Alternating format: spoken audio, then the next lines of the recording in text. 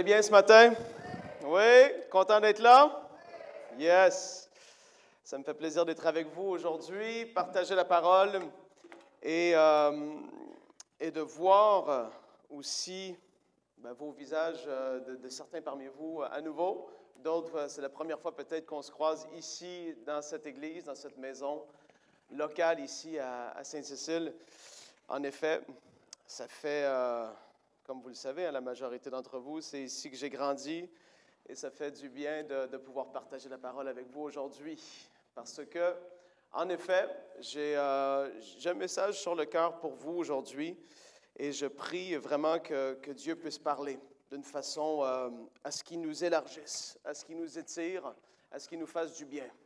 Parce qu'on n'est pas appelé à être confortable dans une vie de croisière où rien n'évolue, mais on est appelé à grandir, à maturer, à élargir l'espace de notre tente, parce que Dieu veut faire des choses, peu importe l'âge auquel on est rendu, il veut faire des choses extraordinaires. Et si vous êtes d'accord, vous dites « Wouh! Yes! » Il faut se réveiller un peu. Moi aussi, là, même, je vais rentrer dedans tout doucement, mais aujourd'hui, je vais parler d'avoir la vision pour notre mission. Ça, c'est quelque chose de très fort. Je grandis là-dedans, j'évolue là-dedans de jour en jour au travers de EMCI TV, au travers des différentes choses que je fais en tant que mari, père, directeur, en tant que toutes sortes d'aspects dans la vie, on est appelé à grandir. Et c'est pour ça que quand je priais, je réfléchissais pour la réunion de ce matin, c'est venu sur mon cœur de pouvoir partager ce sujet. Et je me suis dit, Seigneur, c'est certain que des messages sur la foi, la délivrance, toutes sortes de messages très encourageants, il n'en manque pas ici, je crois.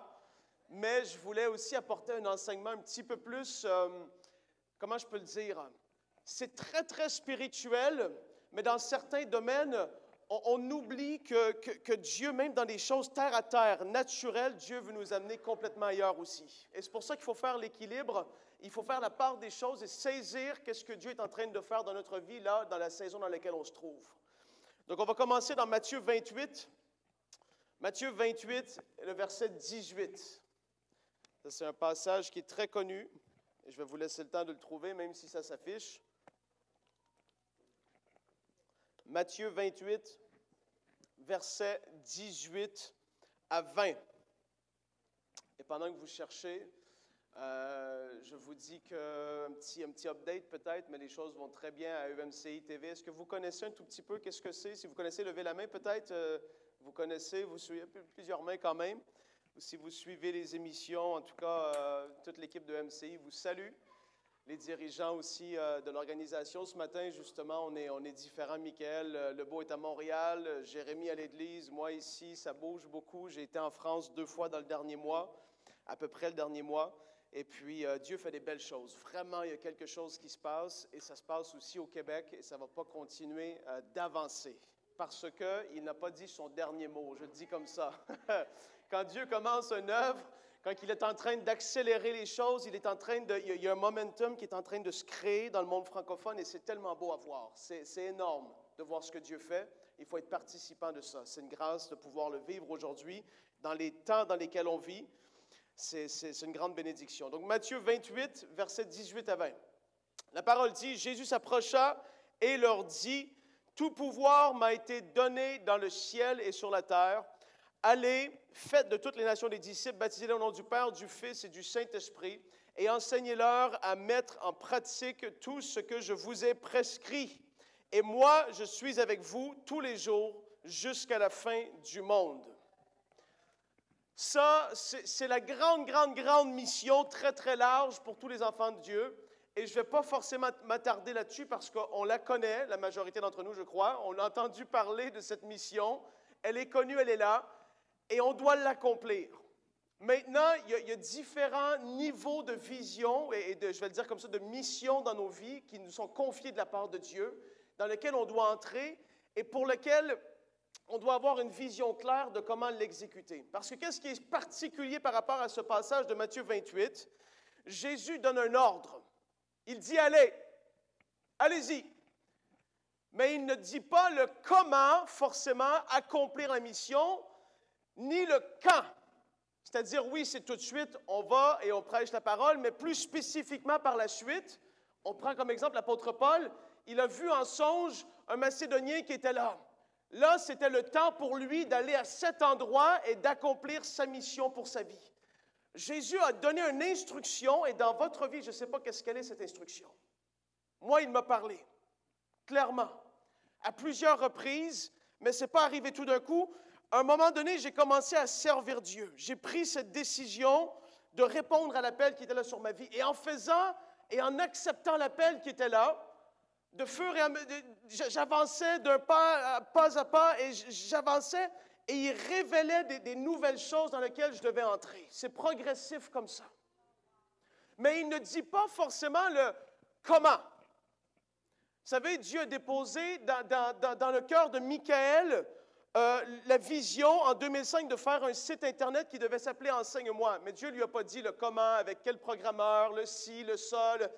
Il donne une vision, après c'est à nous de la saisir. Il donne cette mission et après nous, on doit clairement avoir un plan. On doit se dire, c'est comme ça que je vais atteindre et accomplir la mission pour ma vie.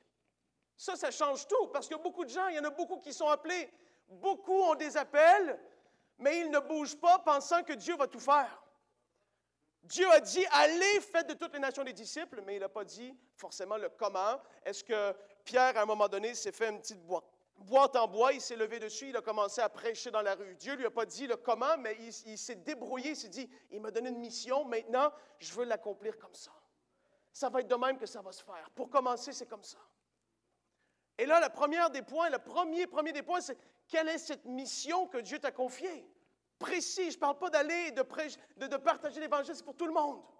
Mais spécifiquement pour ta vie, et là, c'est là que je rentre dans un aspect un peu plus terre à terre, je vais le dire comme ça, parce que tous ne sont pas appelés au micro, au ministère, même selon les talents, les capacités, les dons que Dieu a déposés dans votre vie pour pouvoir.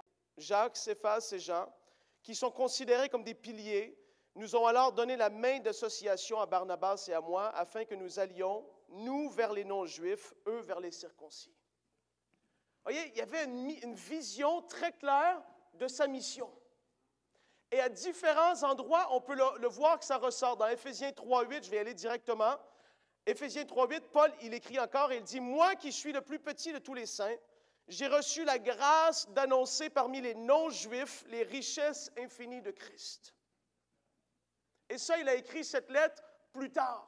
Vous voyez, c'était constamment là. Ce n'était pas là pendant 6 mois de sa vie. Ce n'était pas là pendant 1 an et demi. Après ça, il s'est dit « Ah non, c'est fini. » C'était continuellement là. Ma mission générale, c'est d'annoncer l'Évangile aux gentils, à ceux qui ne sont pas juifs, au monde élargi. Pierre, par la suite, a eu cette vision que Dieu voulait rejoindre les incirconcis. Mais quand même, sa mission était pour les Juifs, premièrement. Paul, c'était pour les incirconcis. Il y avait continuellement là cette pensée de ma mission, c'est ça. Maintenant, comment je vais l'accomplir? Comme je l'ai mentionné tout à l'heure, il y a différents niveaux de vision dans nos vies qu'on doit avoir. Parce qu'il y a tous les aspects de notre vie que ça concerne. Et pourquoi je dis ça? C'est parce qu'on peut trop facilement le constater. On peut voir, en discutant avec des chrétiens, que ce soit dans cette église ou dans d'autres, c'est pareil un peu partout, les gens, en fait, ne sont pas intentionnels dans le fait d'accomplir quelque chose de concret à tous les niveaux de leur vie. Et je vais m'expliquer. Il doit y avoir une vision et un appel pour l'appel personnel. Ça, je viens d'en parler rapidement. Il doit y avoir la vision de Dieu pour nos enfants et nous, en tant que personnes qui allons aider nos enfants à grandir dans une direction qu'on peut discerner que Dieu a mis sur leur vie. Maintenant, certains parmi vous, vos enfants sont rendus plus vieux, c'est autre chose, il peut quand même y avoir des discussions, mais en tant que parents d'enfants qui sont à plus bas âge, le fait de discerner, wow, selon sa personnalité, selon comment il ou elle est, comment il ou elle agit, selon ses forces, selon ses capacités naturelles, comment elle est dans la vie en général, de pouvoir cerner ces choses-là et dire, wow, moi, je vais pouvoir être cette personne qui va faciliter mon enfant à discerner plus facilement quelle est la volonté de Dieu pour sa vie. Et ça, ce n'est pas quelque chose qui va nous tomber sur la tête comme ça. Il va y avoir des temps où on va devoir prier. Des temps où est-ce qu'on va devoir parler en couple, dire « Wow, on reconnaît l'appel sur la vie de notre enfant pour X raison. On reconnaît telle chose. On voit qu'il y a une facilité dans ce domaine-là. On va pouvoir l'aligner beaucoup plus facilement. » Beaucoup de gens, et surtout aujourd'hui, la génération plus jeune est conscientisée de plus en plus à ça. Mais dans l'Église, ce n'est pas suffisamment communiqué. On laisse la vie, on laisse l'école. Et quand je dis la vie, c'est le monde et le courant de ce monde. On laisse l'école, etc. Et ce sont toutes des bonnes choses. Mais en tant que parents, on est appelé à être ceux-là qui allons aligner, être intentionnels dans le fait de diriger nos enfants, évidemment, premièrement, vers Jésus, mais par la suite, à entrer dans les projets qu'il a formés pour eux. Mais ça, c'est intentionnel que ça se fait. Ce ne sera pas juste au hasard que ça va arriver. Et c'est pour ça que je parle ici de la vision à différents niveaux. La vision pour le couple. Parce que beaucoup sont d'accord et il y a les enfants en bas âge. Et là, soudainement, 15 ans plus tard, les enfants sont beaucoup plus vieux et le couple se retrouve seul. Et là, c'est quoi la vision pour notre vie? Il n'y a pas un commun accord. Il n'y a pas une vision claire de c'est ça qu'on veut accomplir en tant que couple. Dieu nous a placés ici. Dieu a mis un fardeau pour telle ou telle chose. J'entendais le témoignage cette semaine d'un jeune qui est allé, il a grandi dans une famille chrétienne, ses parents étaient pasteurs, missionnaires. Il est retourné plus tard avec je crois que c'est quelques enfants, en tout cas je ne sais pas combien il a, je crois que c'est 3 ou 4 enfants, avec sa femme à Madagascar, un Français. Et en étant là-bas, les deux, ils ont été visités. Ils ont reçu un mandat pour les orphelins là-bas de Madagascar. Et pourtant, ils avaient un très bon travail en France, etc. Mais le couple s'est mis d'accord que notre vision, notre appel à nous, c'est ça. Voyez-vous ce que je veux dire? C'est d'avoir un commun accord dans le couple. On s'en va vers là. Le but, c'est ça. L'objectif, c'est ça. Et si on n'a pas ça, les deux vont travailler, ils vont se retrouver le soir, vont regarder Netflix, vont regarder une émission et ils vont passer toute leur vie comme ça. Sans atteindre la cible que Dieu avait même pour leur vie en tant que couple. Il faut être intentionnel. La vision pour les finances. Là, je donne des exemples. Comment est-ce qu'on gère nos finances? Prospérer, ou Dieu, sa volonté, c'est qu'on ne manque de rien. Mais après ça, on doit faire des pas dans cette direction-là, même naturellement parlant. Il pourvoit. Il pourvoit pour le travail. Il pourvoit pour telle chose. Mais après ça, est-ce qu'on essaie d'aller vers des gens qui ont eu, entre guillemets, je le dis comme ça, du succès au niveau financier, des personnes qui s'en sortent bien pour recevoir des conseils? Est-ce qu'on a une vision? Est-ce qu'on sème dans le royaume de Dieu? Est-ce qu'on est intentionnel avec les finances que Dieu nous donne ou pas? Quelle est la vision financièrement parlant pour votre famille, votre maison? C'est des questions que des fois on ne se pose jamais. Et on se dit, mais une vision pour mes finances. Mais pourtant, les gens de ce monde ont beaucoup de vision pour les finances et les enfants de Dieu souvent vont mettre ça de côté, mépriser cette réalité. Et pourtant, ce n'est pas le cœur de Dieu. L'apôtre Jean, qui a été ravi en esprit, qui a vu Jésus dans toute sa gloire, il a dit à Gaius, l'ancien bien-aimé, je souhaite que tu prospères à tous égards et sois en bonne santé à l'image de ton âme, comme prospère l'état de ton âme. Si Jean dit ça à un ancien, c'est que la volonté de Dieu est ça. Mais il y a des pas à faire. Il y a une vision à y avoir. Il y a des discussions à y avoir. Et comme je l'ai mentionné tout à l'heure, d'avoir à ce niveau-là des personnes dans nos vies qui ont véritablement, on a vu qu'ils ont vécu des percées à ce niveau-là. Parce que beaucoup de personnes, tout comme quand il vient le temps de faire du ministère, quel que soit le ministère, sont des grands, comme j'ai entendu récemment ce mot et je l'ai trop aimé, des grands théoriciens. Ils ont beaucoup de théories, beaucoup de bonnes pensées, mais ils n'accomplissent pas grand-chose, honnêtement, quand tu regardes à leur vie, que ce soit dans tel domaine ou dans tel domaine, mais ils ont beaucoup de conseils à donner. Mais quand tu vas vers quelqu'un qui a véritablement eu du succès, tu vois quelqu'un qui porte du fruit, peut-être que Dieu vous appelle dans les affaires, vous allez vers un autre homme d'affaires qui a du chemin, qui a de l'expérience, et là, wow, il y a quelque chose, on reçoit, et après on applique, on crée cette vision, on se dit, c'est là que je m'en vais. Et ça, c'est précieux.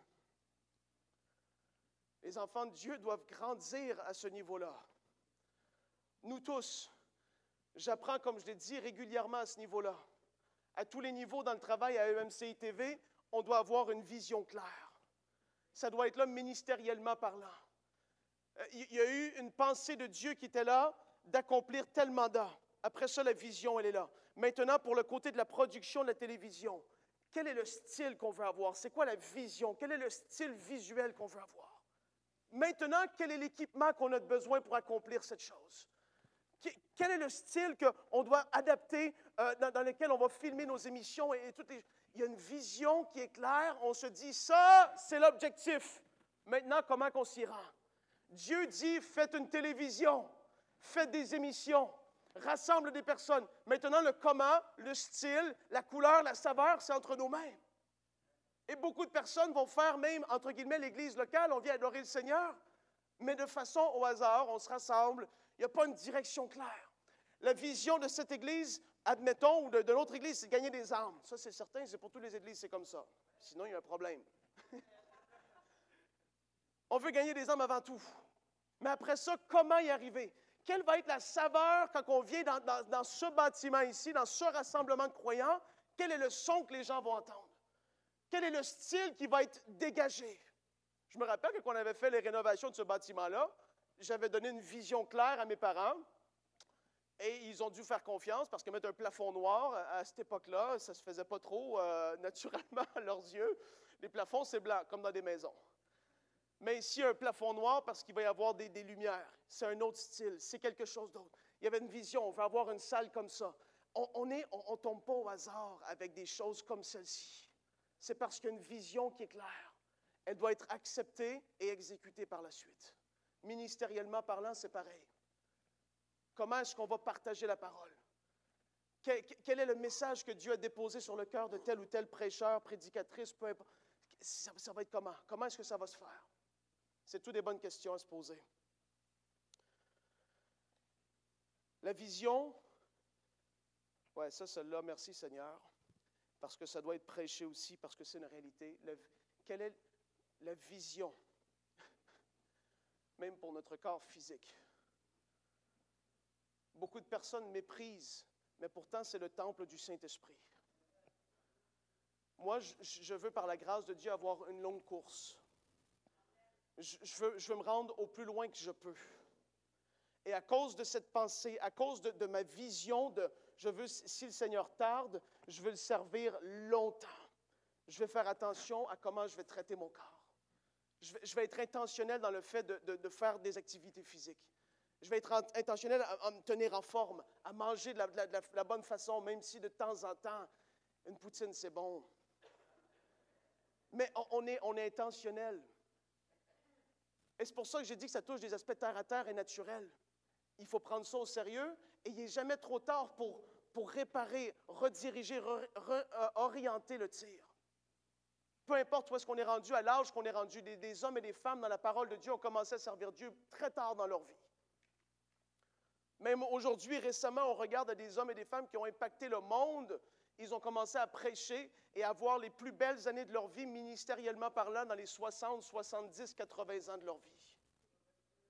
Et Dieu n'avait pas terminé. Dieu, pourtant, avait encore des missions qui étaient là pour eux dans leur vie. J'ai partagé récemment, quand je prêchais, la vision de Lester Sumrall, qui était rendu à 83 ou 82, 83, 84 ans. C'est un grand homme de Dieu américain. Il avait servi Dieu d'une façon extraordinaire. Rendu dans les 80, Dieu lui dépose cette mission de nourrir les pauvres sur la terre. Tu te dis, mais Seigneur, moi je pensais partir à la retraite, là, 82, 83. Il a tout donné. Il a dit, Seigneur, tu me donnes cette mission. Le comment, ça allait se faire. Comme j'ai dit, il donne une mission, mais après le comment et le quand, c'est entre nos mains, soit dans le fait de savoir, d'être sensible à le timing. Dieu m'avait appelé à telle chose dans ma vie personnelle. J'avais commencé à prêcher. Après, il me donnait une autre mission, mais ce n'était pas tout de suite. Je savais qu'elle allait avoir un temps. Ça a pris 1 an, 2 ans. Et là, tu rentres dans cette phase, malgré qu'il t'a averti à l'avance. Le timing, on doit être sensible à ça. Et qu'est-ce qui est arrivé? Les portes se sont ouvertes. Il y a eu un hélicoptère, pas un hélicoptère, c'est un géant avion de niveau militaire que personne ne peut acheter ça aux États-Unis. Mais ils ont eu les accords en quels ça s'est fait boum, boum, boum, comme ça. un géant avion prêt à pouvoir être rempli de riz, de nourriture, de tout ça. Ça s'est fait de façon surnaturelle. Il a eu l'accord de la Maison-Blanche, du Pentagone au niveau militaire. Ils ont pu acheter cet avion avec le ministère et aller nourrir aux Philippines, en Afrique, dans toutes sortes de pays où est-ce qu'il y avait un besoin à cette époque-là. Il laissait tomber de l'avion par des parachutes la nourriture qui descendait parce que c'était des zones en guerre, des zones troubles. Mais Dieu a agi pareil. Il y avait une mission donnée. Maintenant, il a accepté et après ça, le comment, ben, il a commencé à travailler, parler de la chose. Qu'est-ce qu'on peut faire? Comment est-ce que... Et là, un autre temps, et là, le chemin se fait et Dieu agit. Il touche les cœurs. C'est pour ça que l'âge... Je ne suis pas rendu là. Mais moi, c'est l'exemple. Et il y en a tellement d'autres et c'est les exemples que j'ai sous les yeux. Donc, je sais que certains parmi vous, vous êtes plus âgés, mais il y a quand même des choses à accomplir pour le Seigneur. Il y a quand même une mission qui peut être soit donnée à nouveau, soit qui peut être rafraîchie ou une nouvelle mission carrément qui peut être donnée. Parce que Dieu, lorsqu'il trouve quelqu'un qui est prêt à accomplir, qui est prêt à servir, il va y aller, même si la personne a 87 ans, il n'en a rien à faire. Il veut un cœur, un vase, un vaisseau bien disposé, prêt à le servir. C'est ce qu'il veut. Dieu ne marche pas à la retraite. Il n'y en a pas pour lui. Éternellement, on va l'adorer, on va voir Jésus avec ses mains percées, on va dire gloire à l'agneau immolé et on n'aura pas de retraite dans l'éternité. C'est extraordinaire. Malgré qu'on n'est pas contre les retraites, mais à la retraite, on peut servir Dieu encore plus efficacement. Amen.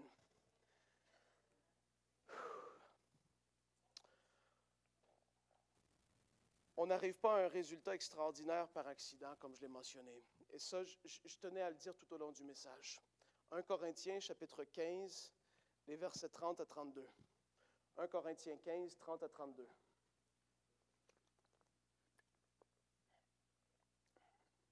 Et là, pendant que je prêche aujourd'hui, il faut que ça, c'est entre vos mains, vous l'acceptiez dans votre vie. Peu importe le domaine que ça concerne, c'est l'Esprit qui parle au cœur. Moi, je donne des exemples parce que des fois, ça nous aide à nous étirer, à faire voir les choses différemment parce que, comme je l'ai dit, c'est un message qui touche différents aspects de la vie. Et maintenant, quand l'Esprit parle, il ne faut pas s'attendre à ce que... Vous savez, des fois, les gens reçoivent une parole du Saint-Esprit. Et ils vont se dire que ça va être encore là 2, 3 semaines, 2 mois après, mais des fois, la conviction, le fait que l'Esprit nous pousse à un changement, il ne faut pas attendre, il faut le faire tout de suite. Parce que parfois, tout comme il peut y avoir une conviction parfois qui est là, qui s'installe, des fois, ça peut se lever. À un moment donné, l'Esprit donne une parole, met quelque chose sur le cœur, il faut accomplir, il faut agir là, cette chose. Et s'il vous parle aujourd'hui, il faut commencer à mettre les choses au clair dans votre vie. 1 Corinthiens 15, versets 30 à 32. Vous allez voir où je vais en venir avec ça. Et nous, pourquoi affrontons-nous à toute heure le danger? Là, c'est l'apôtre Paul qui parle. Pourquoi affrontons-nous à toute heure le danger? Chaque jour, je risque la mort. Aussi vrai, frères et sœurs, que vous faites ma fierté en Jésus-Christ, notre Seigneur, si c'est dans une perspective purement humaine que j'ai combattu contre les bêtes à Éphèse, quel avantage m'en revient-il? Si les morts ne ressuscitent pas, alors mangeons et buvons, puisque demain nous mourrons. Ça, cette pensée, elle est encore là aujourd'hui. Elle est partout dans le monde. C'est l'esprit du monde qui s'infiltre, qui veut imprégner même les pensées des croyants pour les amener dans une vie de passivité, de croire que tout ce que c'est la vie, c'est la belle maison, de manger, de pouvoir, oui, vivre vieux et après ça de mourir. Mais il y a tellement plus.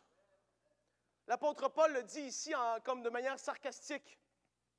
Si c'est juste ça, ben s'il n'y a pas de résurrection, mais pourtant il va en avoir une. S'il n'y aurait pas de résurrection, ben mangeons et buvons parce qu'il faut profiter de la vie. Mais nous, on est conscients, et lui, il était conscient, il avait cette perspective éternelle. Il vivait avec la réflexion, avec la pensée de l'éternité devant lui. Il savait que cette vie ici était tellement plus temporaire, tellement plus rapide. Il n'y a même pas une comparaison à y avoir de cette vie versus l'éternité.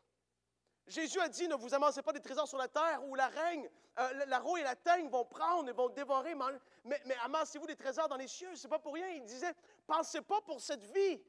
Dieu va prendre soin de vous.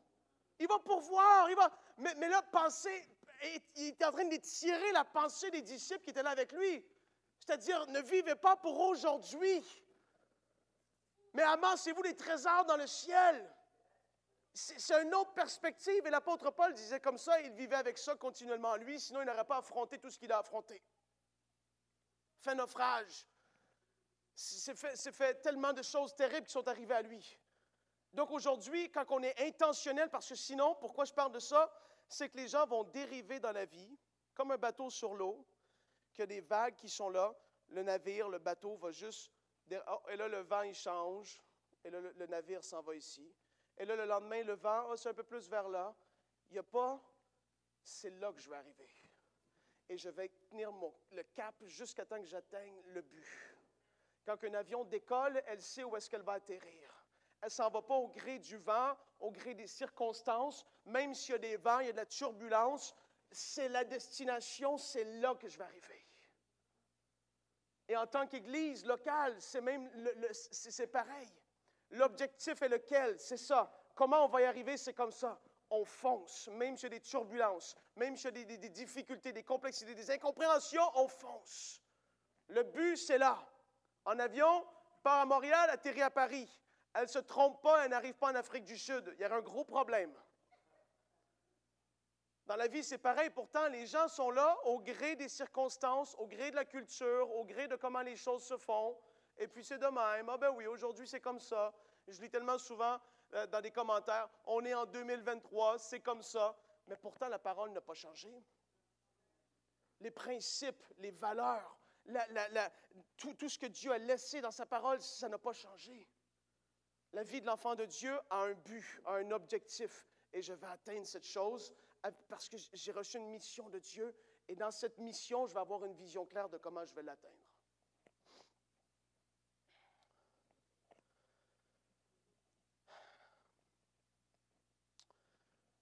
En fait, lorsque je pense avant d'aller plus loin, quand je pense à comment quelque chose est obtenu, un résultat est obtenu. Il y a des personnes qui ne seront pas au même niveau que certains parmi vous, au même niveau que le leader, ou au même niveau que le pasteur, au même niveau que le groupe. Et il y a des personnes qui ont une mentalité qui est des fois plus petite, qui n'ont pas été exposés à certaines choses, qui ne sont pas au courant des coûts de certaines affaires. Et des gens comme ça dans la vie, ce n'est pas pour mal faire, c'est que des fois, tu ne sais pas ce que tu ne sais pas. Tu n'as pas traversé les mêmes chemins que l'autre a traversé déjà et qu'il sait où est-ce qu'il s'en va. Et il se dit, non, si on fait ça, c'est ça qui va arriver. Si à EMCI, il faut placer une commande d'équipement et que ça coûte 2 millions de dollars. Il y en a qui vont, ben non, mais on pourra acheter une caméra, elle va coûter 3 000 dollars, puis on va filmer quand même.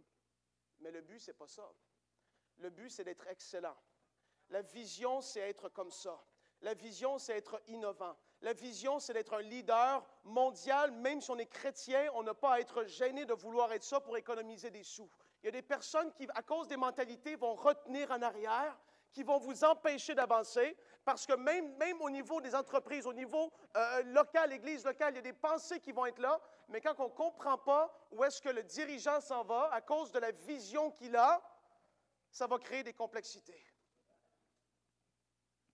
Il faut faire attention aux personnes qui sont là et qui entourent et qui vont pouvoir parler. Parce qu'il y en a à cause de leur vie, et c'est juste comme malgré eux, c'est-à-dire qu'ils ont vécu ça, ils ont vu ça. Ils n'ont pas été exposés à plus. Moi, j'ai été tiré très souvent, personnellement et professionnellement et ministériellement, à cause de l'entourage que j'ai, à cause de la vision donnée par Dieu. J'ai dû être étiré et aujourd'hui, il y a des choses qui, pour certaines, sont « wow ». Pour moi, c'est rendu plus une normalité. Parce que je suis rendu là-dedans et c'est grâce à Dieu. Et il y en a d'autres qui sont devant moi qui, pour eux, ça, c'est moi, je suis encore « wow ». C'est trop, là. Il faut être étiré. Il faut être malléable entre les mains de Dieu pour pouvoir accomplir concrètement cette vision qu'il va avoir déposée sur notre cœur. Lorsqu'on embarque dans la vision d'un autre, et là j'en arrive à cette partie du message, il y a une mission sur sa vie. Maintenant, comment il va accomplir cette mission-là?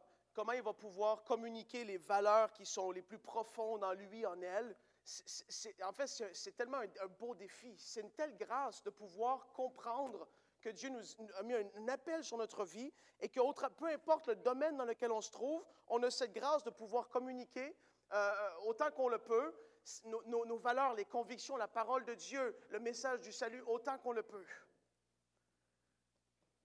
Et en fait, quand on regarde et qu'on se dit qu'il y a l'aspect personnel, il y a l'aspect de notre vie, mais après ça, il y a l'aspect qui est plus grand, où est-ce que, comme dans une église locale, on se retrouve sous le leadership de quelqu'un qui est déjà là depuis des années parfois. Et là, c'est important d'être malléable, parce que sinon, si on n'arrive pas à épouser la vision, si on n'arrive pas à être d'accord sur le comment que ça va se faire, il va y avoir des discussions certainement et tout ça, tôt ou tard, ça va créer des différences qui vont être très compliquées. Au niveau de MCI, on fait très attention, et je parle de ça parce que c'est ma vie, et c'est le ministère dans lequel je sers, et c'est l'expérience que j'ai acquis. Au niveau de MCI, on fait très attention de plus en plus à qui on va engager. Parce que si l'ADN, si les valeurs de MCI, qui sont l'excellence, l'innovation, le surnaturel, la passion, l'humilité, si les valeurs ne font pas partie de la personne qu'on est sur le point d'embaucher, ça va sauter. Si la personne, le surnaturel, c'est quelque chose de trop dans sa vie, bien dans les lives qu'on fait, où est-ce qu'on est en train de prier pour le baptême dans le Saint-Esprit, où est-ce que Dieu est en train de donner des visions, etc. Les lundis matins, on prie en équipe, on prie les uns pour... Si le surnaturel n'est pas dans les valeurs d'une personne, qui ne croit pas dans les dons de l'Esprit, ça va sauter. Si quelqu'un vient dans cette église et qui ne croit pas dans les dons de l'Esprit et qui, après des discussions, tôt ou tard, ça va sauter, il va être irrité et ça ne marchera pas. Et quand on est sous le leadership de quelqu'un, d'un ministère, d'une église, ou même, je dirais, dans la vie en général, il faut qu'on puisse être d'accord sur comment on va faire les choses, sinon ça va sauter. Être malléable, pouvoir être cette personne qui va pouvoir être confortable avec le fait que Dieu a établi un leader. Et maintenant, je sais que mon appel est ici, que je vais servir sous cette personne-là, ou ce couple-là, ou ces personnes-là. Si on n'a pas cette conviction, ça va être compliqué. Tôt ou tard, si une personne n'arrive pas à rejoindre l'équipe et la vision qui est là, la personne va vouloir, elle, imposer ce qu'elle a envie de faire dans l'Église ou dans cet endroit-là, et ça va créer des divisions. On regarde la vie d'Absalom vis-à-vis de David. Dans 2 Samuel, David, le roi établi, il a fait ses preuves, etc. Mais il y a quelque chose dans le cœur de quelqu'un. Et ça, ce n'est pas la première fois que ça arrive. Il peut y avoir quelque chose dans le cœur de quelqu'un qui est animé de quelque chose qui n'est pas bien. Peu importe c'est quoi la racine de cette chose. Quand on lit dans 2 Samuel, venez avec moi dans 2 Samuel chapitre 15, les versets 1, on va aller jusqu'au verset 9. 2 Samuel 15, versets 1 à 9. La parole dit, après cela, Absalom, le fils de David, je vous le rappelle, se procura un char et des chevaux, ainsi que 50 hommes qui couraient devant lui. Il se levait de bon matin et se tenait au bord du chemin qui conduit à la porte de la ville. Chaque fois qu'un homme avait une contestation et se rendait vers le roi pour le procès, Absalom l'appelait et demandait « De quelle ville viens-tu » Lorsqu'il avait répondu « Je suis de telle tribu d'Israël », Absalom lui disait « Regarde, ta cause est bonne et juste, mais personne ne t'écoutera chez le roi. » Absalom ajoutait « Qui m'établira juge dans le pays? Tout homme qui aurait une contestation et un procès viendrait me trouver et je lui rendrai justice. » Quand quelqu'un s'approchait pour se prosterner devant lui, il lui tendait la main, le retenait et l'embrassait. Absalom agissait de cette manière envers tous les Israélites qui se rendaient vers le roi pour demander justice, et il gagnait le cœur des hommes d'Israël. Au bout de 4 ans, Absalom dit au roi, regardez, au bout de 4 ans, 4 ans, 40, ah ouais, excusez, Absalom dit au roi, « Permets-moi d'aller à Hébron pour accomplir le vœu que j'ai fait à l'Éternel. En effet, moi, ton serviteur, j'ai fait un vœu pendant que j'habitais à Geshur, en Syrie, et j'ai dit, si l'Éternel me fait revenir à Jérusalem, je le servirai. Le roi lui dit, va en paix. Alors Absalom se leva et partit pour Hébron. » Par la suite, on voit qu'est-ce qui s'est passé. Il a rassemblé une armée. Il a travaillé doucement. Il s'était dit, je vais prendre la place du roi. Et les gens voulaient parler au roi, il les détournait, commençait à discuter avec eux, commençait à... Et là, tout doucement, de façon sans que personne le voie. Il n'a pas voulu se soumettre, être dans la même direction que David, être fidèle et loyal. Il a commencé à dire, non, moi, je vais établir ma façon de faire, parce que moi, j'ai une mission que je me donnée moi-même, et je vais l'accomplir, et c'est comme ça que je vais le faire. Et tout doucement, il a commencé à détourner les gens, détourner. Et ça a créé une catastrophe. Quand on voit qu'on n'est pas capable, après discussion, de se mettre d'accord, tôt ou tard, il y a quelque chose qui va se passer. Quand quelqu'un n'est pas prêt à se soumettre à une direction claire qui est là, ça va être problématique. Et c'est pour ça que dans votre cœur, vous devez être d'accord et vous devez savoir, être au courant, c'est là qu'on s'en va. Je veux être un soutien, je ne veux pas être quelqu'un qui va être contre, mais je veux accomplir, je veux soutenir, je veux faire partie de l'équipe. Je veux faire ce que moi je peux faire. Et c'est important d'avoir cette pensée qui soit là. Et alors qu'on est dans cette mentalité, on va vouloir finir fort et aller jusqu'au bout. Comme je l'ai mentionné, il y en a qui ont servi Dieu tellement longtemps. Quand on regarde Jean, je parle de l'apôtre, on dit qu'il serait mort aux alentours de 90 ans. Et c'est à la fin de sa vie qu'il a écrit des choses tellement puissantes, tellement extraordinaires qui sont là. Jésus avait une mission. Sa mission, c'était d'être le sauveur de l'humanité. Il a accompli sa mission. Il recevait des directions du Père et il avançait et il avait une vision claire de où est-ce qu'il s'en allait. Dans Gethsémani, c'était compliqué, c'était pas facile, mais il s'est dit non, pas ma volonté, mais la tienne. Je veux accomplir la mission que tu m'as donnée, je vais aller jusqu'au bout. La Bible dit dans Hébreux chapitre 12 qu'il a méprisé la honte, l'ignominie, les choses qui étaient rattachées avec le fait d'aller sur la croix. Il n'a pas regardé à ces choses, mais il a regardé à la joie qui était devant lui, d'avoir accompli pleinement sa mission et sa destinée, d'être assis à la droite du Père, d'avoir racheté l'humanité. Et il s'est dit, je vais finir, je vais aller jusqu'au bout. Est-ce qu'il y en a ici qui veulent aller jusqu'au bout avec moi? Ça prend une décision. Ça prend d'être convaincu. Ça prend de se dire, je vais arrêter d'être juste dans une vie où est-ce que je suis dans la passivité, où est-ce que j'attends que les choses me tombent dessus, mais je veux discerner réellement, si ce n'est pas encore fait, c'est quoi ma mission. On peut venir ici dimanche après dimanche sans faire partie de la mission de cette maison locale. On peut venir ici, après ça, on fait notre vie, et comme je l'ai dit, le bateau, il s'en va à droite, à gauche, selon les vents et marées. La famille, il n'y a pas de vision. Il n'y a pas de vision dans le couple. Il n'y a pas de vision forcément stratégique, financièrement parlant. Il n'y a pas de vision pour le futur, et on est juste là à vivre la vie, comme tous les autres qui ne connaissent pas Dieu. Et aujourd'hui, c'est un message pour ouvrir les yeux. C'est de se dire, wow! Je réalise qu'en effet, je n'ai pas forcément une vision claire. Parce que lorsque tu as une vision, ça détermine tes actions. Ça détermine comment tu vas vivre ta vie à tous les jours. Au quotidien, ta vie va être vécue différemment. Quand moi, j'ai répondu à l'appel de Dieu de le servir, dans ma vie personnelle, il y a eu une consécration qui a été plus grande. Il y a un rapprochement avec le Seigneur. Ce n'est pas à cause que je devais le servir, mais naturellement, j'ai accepté. Je me suis dit, wow, je vais me plonger dans des livres. Je vais apprendre, je vais méditer. Il y a des actions qui vont accompagner le fait d'avoir une vision claire de où est-ce qu'on s'en va. Et c'est pareil dans la vie naturelle de tous les jours.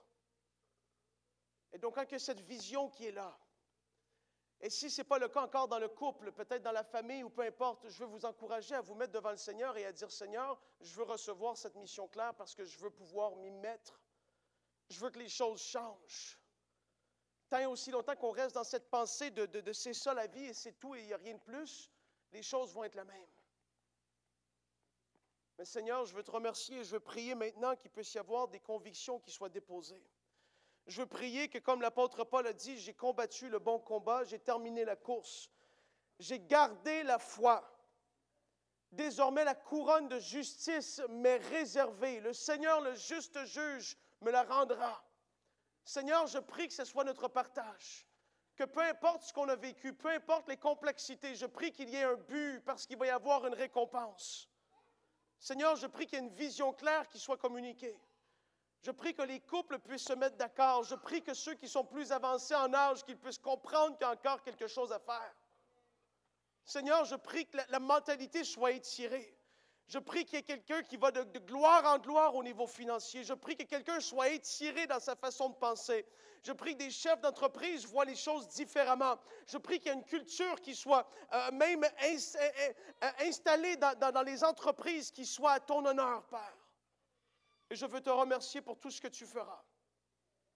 Tu es extraordinaire. Et nous t'adorons. Je veux prier qu'il y ait des changements. Saint-Esprit, viens convaincre les cœurs. Viens, s'il te plaît, s'il faut faire réveiller la conscience par rapport à quelque chose en particulier. Ça doit être pris au sérieux dans ma propre vie de plus en plus. Père, tu nous appelles à avoir un impact qui dure, qui demeure, de génération en génération, dans nos familles. Je prie que ça puisse avoir lieu, Seigneur, et on veut te remercier. Je veux rappeler à tout le monde que, parce qu'en priant, ça m'est venu en tête, de génération en génération, il est supposé avoir quelque chose qui soit laissé. Et ça se prévoit aussi. Les gens vont tellement prévoir des assurances pour le jour qu'ils vont mourir, et c'est correct que vous fassiez ça si c'est comme ça, mais ils ne prévoient rien pour transmettre même au niveau de la famille certaines choses qui sont là. Tu parles des convictions, qu'on se rappelle que papa ou grand-papa était comme ça. C'était un homme, une femme de foi. C'était des personnes qui parlaient de Dieu. C'était des personnes qui, on était autour d'eux, il y avait un esprit de foi qui était là, c'était vivant. Ça, c'est des choses extraordinaires et c'est un privilège de pouvoir laisser ça derrière nous. Et ça, il faut être intentionnel dans ces choses-là aussi. Et il faut avoir cette vision de moi, ma famille, ma descendance, ils vont servir Dieu. Il va y avoir une grâce sur ma famille. Même si auparavant, ce n'était pas là, à partir d'aujourd'hui, parce que ma femme et moi, on est enfants de Dieu. Il va y avoir un changement, un shift. Ma descendance va servir le Seigneur. Ma descendance va connaître le Seigneur. Dans 3, 4, 5, même si le Seigneur tarde, ça va continuer. Parce que la bonté de Dieu va se communiquer, va se transférer. La grâce va être là aussi. Ça, c'est quelque chose de fort. Et ça, c'est parce qu'on sort de la religiosité. C'est parce que c'est une vie authentique qui est vécue. C'est parce que c'est quelque chose qui est palpable. C'est parce que des percées qui sont vécues en famille. C'est parce qu'on a prié. Les enfants, vous voyez, Dieu est intervenu. Ça laisse quelque chose. Et ça se prévoit et il faut pouvoir en être conscient. Merci Seigneur. Merci Seigneur. Donc aujourd'hui, si vous savez où est-ce que vous avez un fardeau sur le cœur, il y a quelque chose que Dieu a déposé qui est là. Maintenant est le temps de, si ce n'est pas encore fait, de pouvoir s'asseoir très naturellement, de manière terre à terre. On peut même lire dans l'Ancien Testament, écris la vision pour qu'elle soit lue et relue. Écris la vision. Si ce n'est pas fait, tu peux écrire la vision pour que, à tous les jours, elle est sous vos yeux. Pour la famille, c'est ça qu'on veut. Pour le couple, c'est ça. Pour le ministère, Dieu nous a appelés à ça. On va aller dans cette direction. On va faire pour arriver au but, à l'endroit où est-ce qu'on veut arriver. Les personnes qui servent Dieu, qui ont servi Dieu, il y en a beaucoup qu'on n'a jamais entendu parler d'eux, mais ils ont une vie qui a porté du fruit extraordinaire parce qu'ils ont été intentionnels dans comment ils ont vécu leur vie avec le Seigneur. Ils ont mis de côté du temps pour être avec lui, entendre sa voix. Il y en a beaucoup, ils viennent à l'église ici, ils pensent que c'est ça la vie chrétienne. C'est tellement, tellement, tellement plus. C'est un petit pourcentage, le rassemblement des croyants ici. C'est une vie vécue, une relation vivante où est-ce qu'on entend le Seigneur, il nous parle et on avance. Ce n'est pas je fais ma vie, je décide de tout, je vais où ce que je veux, je fais, je prévois, c'est correct. Et après, je viens à l'église et c'est ça ma vie de foi avec le Seigneur. C'est tellement plus. Il y a des personnes que Dieu a appelées à être dans des affaires qui prospèrent, qui soutiennent le royaume. Il y a des personnes que Dieu a appelées dans des endroits, des vocations, d'éducation, pour pouvoir être une lumière qui va briller. Des personnes qui sont dans des entreprises pour amener ça autour de eux au Seigneur. Mais non seulement ça, pouvoir être des personnes qui vont, wow, cette personne-là a reçu une pensée qui change tout parce que le Saint-Esprit habite en nous. Ça, c'est extraordinaire. Dans comment les choses sont faites, si je vais à Sensation musicale et j'entre dans le magasin, il y a une culture qui est là, même si c'est ouvert à tout le monde qui ne connaît pas le Seigneur. Quand on rentre là, on sent un esprit de foi. Parce qu'il pourrait y avoir eu une intentionnalité de dire ici, on va parler des choses positives. Ici, on va parler des choses qui vont booster la foi. Ici, ça va être comme ça.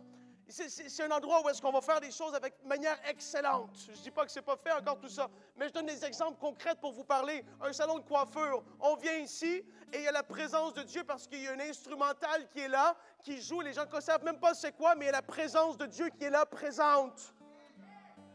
Voyez-vous, mais ça se prévoit, ça se fait, on est intentionnel et on accomplit comme ça.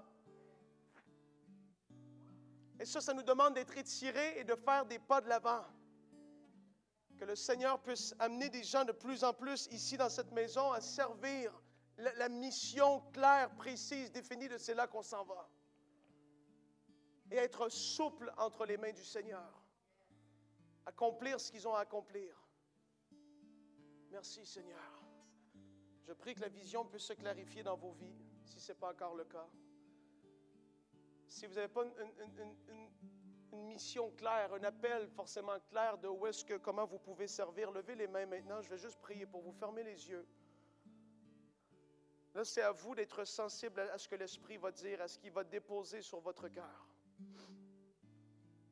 Seigneur, je veux prier pour chaque personne, les mains levées. Je veux prier qu'il puisse y avoir un dépôt qui se fasse en eux. Qu'il y ait quelque chose, une parole qui soit déposée. Je veux prier qu'il y ait quelque chose de fort qui soit mis sur leur cœur. Je veux prier que les yeux spirituels, que les oreilles spirituelles puissent s'ouvrir. Je veux prier qu'ils puissent entendre ta voix. Et même en levant la main en ce moment, il y en a certains parmi vous, vous faites un pas de foi parce que vous viviez pour vous-même, mais là, il y a quelque chose qui a été déposé sur votre cœur. Seigneur, je veux te remercier parce que tu vas parler. Tu déposes des missions, tu déposes des visions. Tu es en train de faire quelque chose dans le cœur de plusieurs personnes. Dans le fait de pouvoir avancer et foncer dans leur vie. Foncer à quelque part de clair, de précis, de défini. Je veux prier que les couples aient une conviction de servir Dieu ensemble. Je veux prier qu'il puisse y avoir des convictions au niveau professionnel. Que s'il y en a qui tournent en rond, Père, je prie que tu ouvres des portes, je prie que tu parles au cœur, je prie que tu illumines leurs yeux, qu'ils voient, qu'ils discernent selon les dons en eux, qu'ils puissent porter un fruit avec leur vie extraordinaire. Je prie qu'il y ait des transformations dans les maisons même, parce qu'il va y avoir des choses qui vont être mises au clair. Que l'ambiance change, qu'il y ait une transformation dans l'esprit, Seigneur, qui s'opère dans le monde invisible. Nous t'adorons, Seigneur. On te remercie. Merci, Seigneur. Peut-être que vous avez de quoi sur le cœur et ça vous étire. Parlez à vos pasteurs, parlez aux dirigeants, parlez à ceux qui sont là dans votre vie, des personnes qui ont traversé, qui ont avancé pour Dieu. Allez vers eux et parlez-en. Qu'ils puissent éclaircir s'il y a besoin d'éclaircissement, qu'ils puissent diriger, donner des idées, une pensée sage, de sagesse. Seigneur, je te remercie parce que tu agis en ce moment. Faites juste garder les yeux fermés. L'Esprit est en train de parler à des cœurs. Sereando brote de rebaya sore kireando brote yamase. Kiriando boro setele boyande de brete. Seigneur, on te remercie. Shandeye brosaya karo setelea. Kiriando yamasendeye. Kirianda yamasendeo. Nous t'adorons,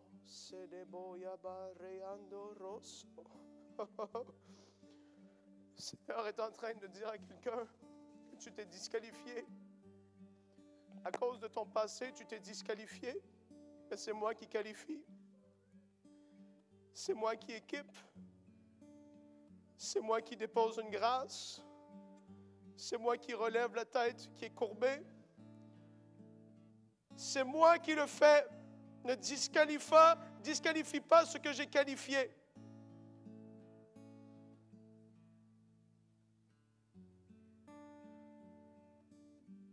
Peut-être que vous vous étiez dit que c'était fini pour vous à cause de votre âge. Peut-être que vous devez même demander pardon au Seigneur pour ça. Parce qu'en faisant ici, on s'est coupé à même entendre sa voix de toute direction qu'il aurait voulu donner.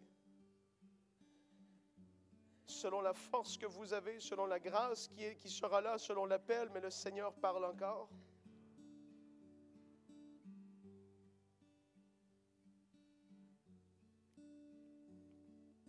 Seigneur, je te remercie pour les idées créatives. Je te remercie pour le rafraîchissement de la vision qui s'opère.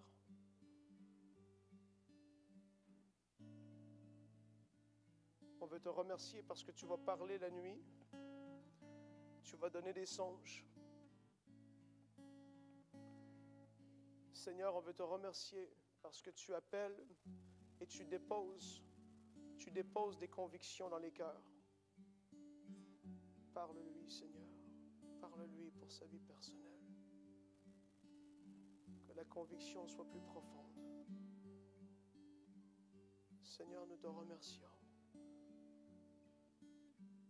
Je prie que ceux qui veulent aller plus loin dans l'esprit, Seigneur, qu'ils puissent y aller. Que ceux qui veulent vivre les dons de l'esprit davantage puissent les vivre. Ils vont être intentionnels dans leur recherche de ces choses. Seigneur, je veux te remercier pour ce que tu déposes dans la vie des uns et des autres. Clarifie, Seigneur. Je prie pour une soif renouvelée de ta parole. Soif renouvelée des choses de l'esprit.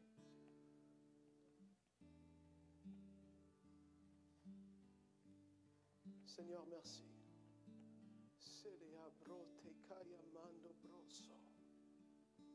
Priez pour une unité de cœur dans cette Église. À toi soit la gloire, Seigneur, nous t'adorons. Merci, Seigneur. Shandabaya borosete.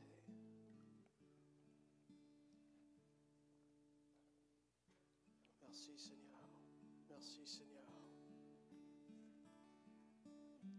Kiramaso brosoya kandelebe sito.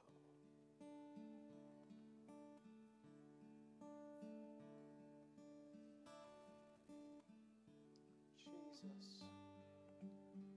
Jesus.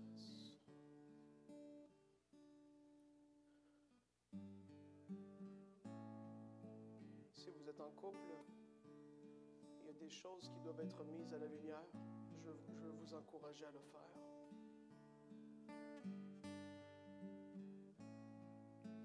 Le Seigneur veut rétablir la joie qui était là autrefois.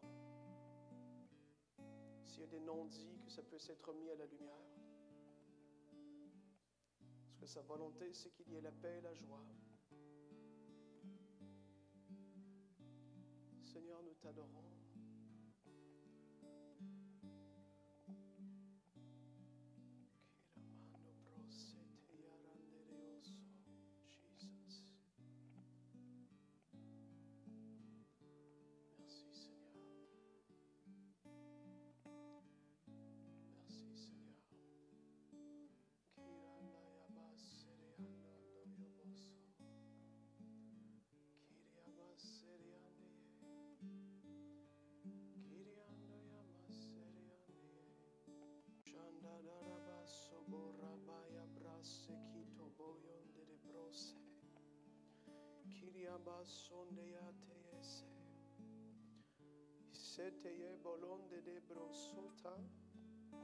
Les tentations du monde sont devenues de plus en plus fortes dans ta vie.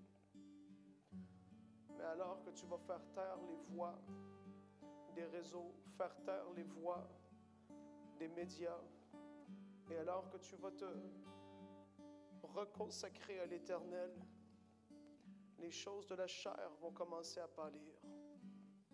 L'esprit va se fortifier. Les choses qui étaient des luttes autrefois vont être tellement plus faciles. Ça va être naturel parce que tu es un enfant de Dieu. Tu vas marcher dans ton identité. Tu vas marcher connaissant qui tu es, avec une vie de l'esprit qui va être rafraîchie. Le Seigneur va faire grâce. Mais alors que les choses de la chair sont trop tentantes, alors que c'est trop fort, le Seigneur est en train de te ramener à lui. Son cœur, il est là et il te rappelle à son cœur. Il te rappelle vers lui. Seigneur, je veux te remercier pour les décisions de consécration. Je veux te remercier pour ce que tu fais. Tu parles au cœur de plusieurs.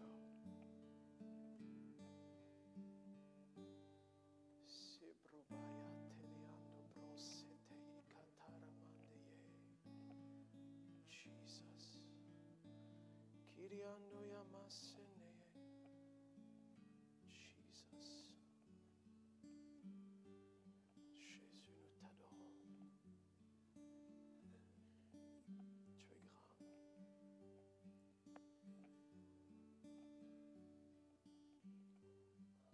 Plusieurs parmi vous, je vous ai vu, vous avez été touchés par la présence de Dieu. Les larmes coulent, mais c'est normal parce que le Seigneur est en train de travailler les cœurs. Il remet de l'ordre.